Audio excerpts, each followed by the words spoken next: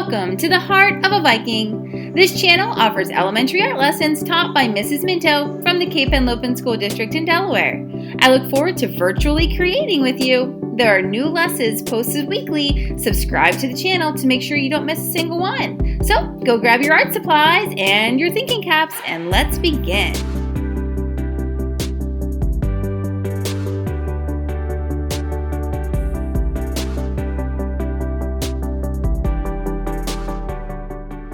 Welcome back, fourth graders.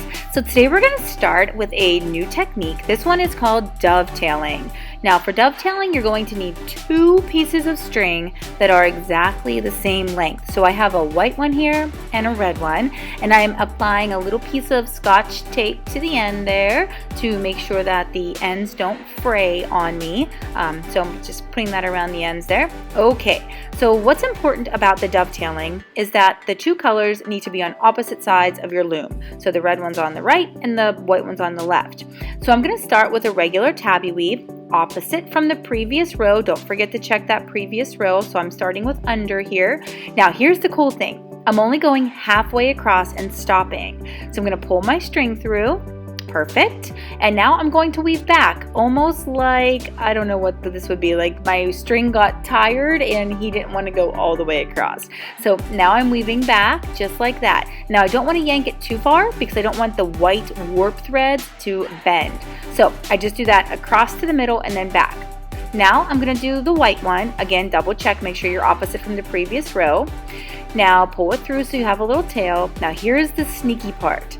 The second color, so my white one, he has to go through that little red loop that's right there at the end of that red line. Okay, so now that I've gone through there, I'm going to weave back like normal, like nothing ever happened. Perfect. And now the red and the white are linked between the white warp threads. Perfect. So now let's flip this whole thing over. Okay, so now from this side, my red is now on the left. No problem. Double check the previous row. Weave halfway across, under, over, opposite from the row that came before it. And then go back, just like you did on the front. Whoopsie. Okay, perfect. Don't pull that too hard, Mrs. Minto. You don't want the white warp threads to bend. Okay, and now I'm going to go opposite again from this direction.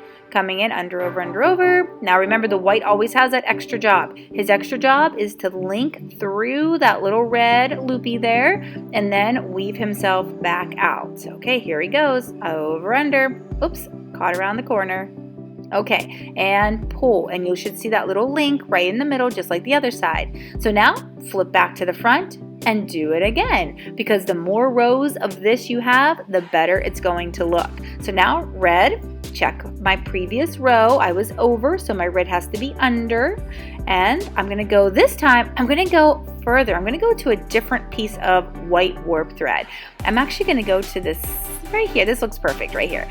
So you can definitely change it up. You can go to different warp threads each time. This time I was one over from where I was last time, which means that my poor little white string only has to go under, over, and that's it. And it's already to where it needs to be. But of course, white has the extra job of linking through the loop. There we go. Perfect. And weave back out. Awesome.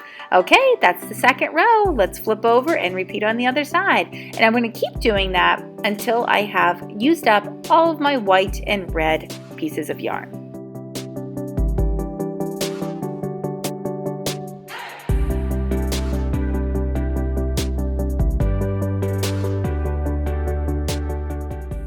Now, one other thing that kids always like to do is invent their own techniques. So this is one that I have learned over the years from students. Students are always curious about what happens if you put two different colors of yarn in your needle. So that's what I'm going to try here. So I'm going to weave just normal weaving, under, over, regular tabby weave. But I have two different colors on my weaving needle. So I'm just going to pull that through, flip over, and keep repeating this, and let's see what it looks like at the end.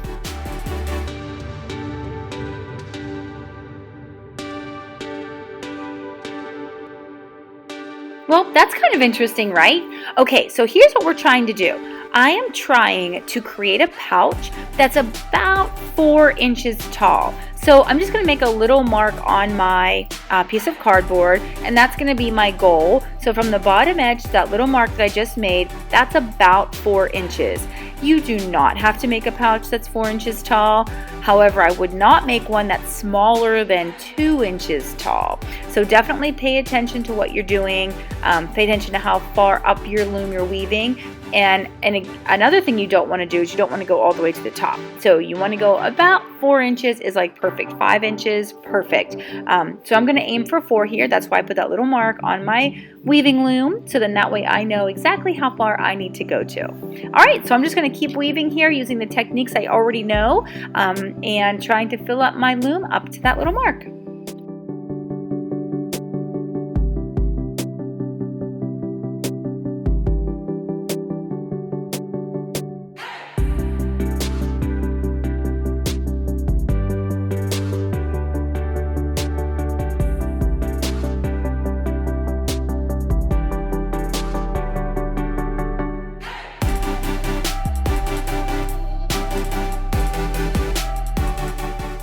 Oh wow, this is looking good. Okay, there's one thing I might have been forgetting to mention.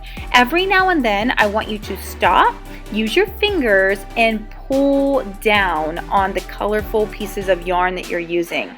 It's kind of like combing. You see me do it every now and then, and what I'm doing is I'm pushing those down so that I don't see the white warp threads. Just think about it again like the bones in your body. We don't actually see the bones in the body, we just know they're there keeping everything together. So always scrunch that down so that you are, making sure that the white warp threads are hidden within the weaving. They're not part of it. Okay, so I'm going to keep going a little bit further before I start working on my flap.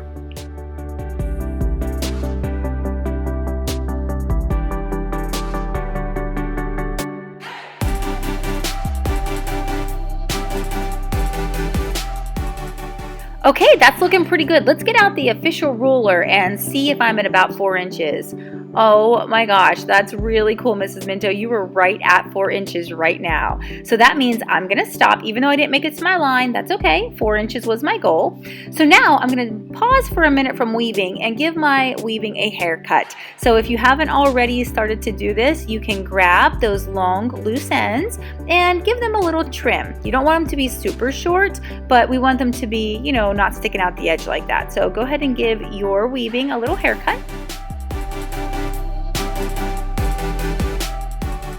Don't forget to flip over and do both sides.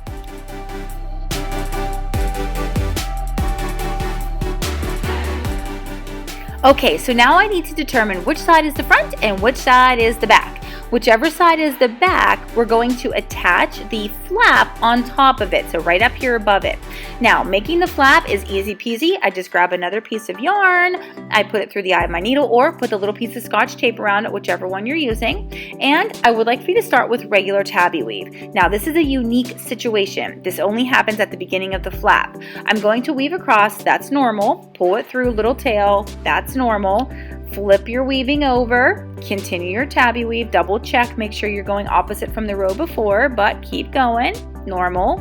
Now this time, I'm gonna weave across one more time, across this side. Now don't flip it, stay right here, because now I'm going to be weaving from the left to the right. So I didn't flip my weaving over, I just turned my weaving needle so that it was facing the opposite direction.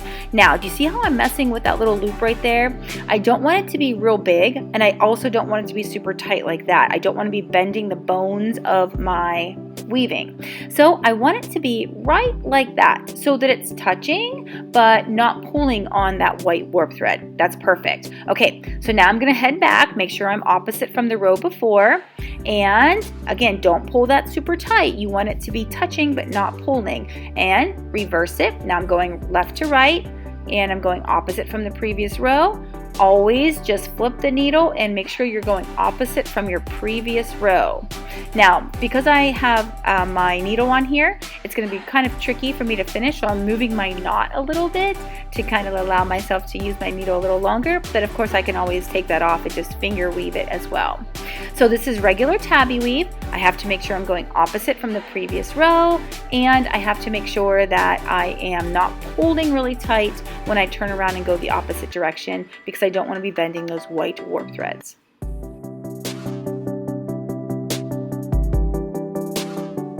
Okay, so I'm just removing the needle now, and I'm going to grab another color and continue. Did you see how I scrunched it down too? Because I don't want to be able to see the white warp threads where I've already been weaving. Now, the red is different from the blue. The red does not have to go all the way around. The red is just going to pick up where the blue one left off, weaving opposite, just like a normal tabby weave situation, and pulling it through till there's a little tail, and then I just keep going up. And I'm going to aim for about 2 inches, or about half of whatever my weaving was. So my weaving was just about 4 inches tall, so my flap, I'm going to aim for about 2 inches.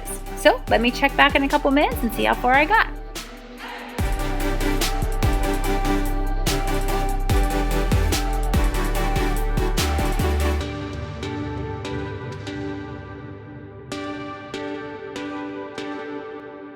Nope, not quite 2 inches. Keep going.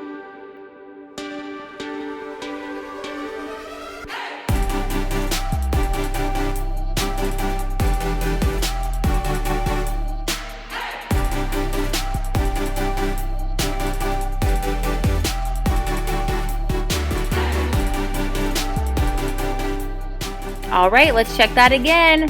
And, oh, good job, Mrs. Minto. We're at a little over 2 inches. Whoop, whoop. That's great. Okay, so my weaving portion of this project is officially done. Oh, Mrs. Minto, that's a great celebratory dance. That's awesome. So we are going to be continuing this next week, but we're doing something different. We're taking it off the loom and adding a button. So join me back here next time at the Heart of a Viking.